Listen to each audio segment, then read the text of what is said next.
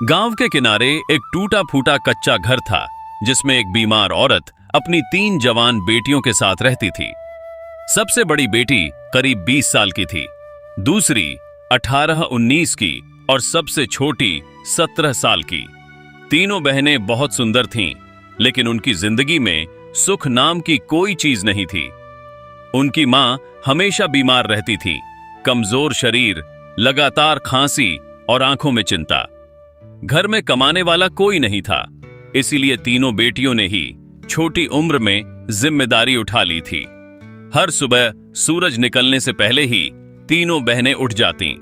सबसे पहले मां के पास जातीं, उसे पानी पिलातीं, दवा देतीं और उसे दिलासा देतीं कि सब ठीक हो जाएगा। मां हमेशा यही कहती, बेटियों इतना मत थका करो, लेकिन बेटियां मुस्कुराकर कहतीं, मां जब तक आप ठीक नहीं हो जाती हम रुकने वाले नहीं हैं।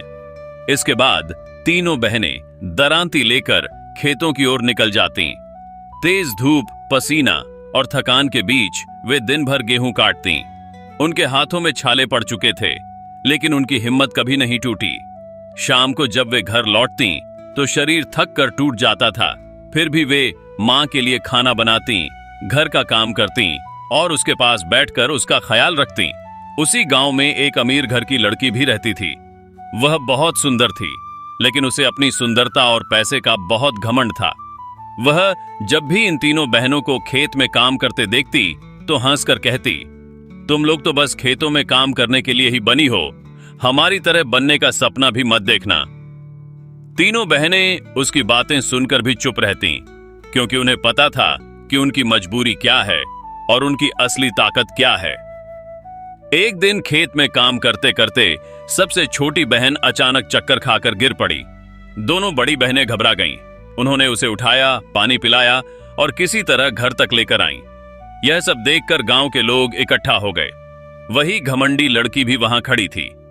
आज पहली बार उसके चेहरे पर हंसी नहीं थी, बल्कि चिंता और पछतावा था। उसने पहली बार समझा कि जिन लड़कियों का वह मजाक उड़ाती थी, वे अपनी खुशी से नहीं बल्कि मजबूरी और जिम्मेदारी से यह सब कर रही हैं। अगले दिन जब तीनों बहनें फिर खेत जाने लगीं, तो वह लड़की धीरे धीरे उनके पास आई और बोली, अगर तुम्हें बुरा न लगे तो मैं भी तुम्हारे साथ काम करना चाहती हूं। तीनों बहनें हैरान रह गईं, लेकिन उन्होंने कुछ नहीं कहा और उसे अपने साथ ले गईं। उस दिन से सब कुछ बदल गया। अब चारों लड़कियां साथ में खेत में काम करतीं।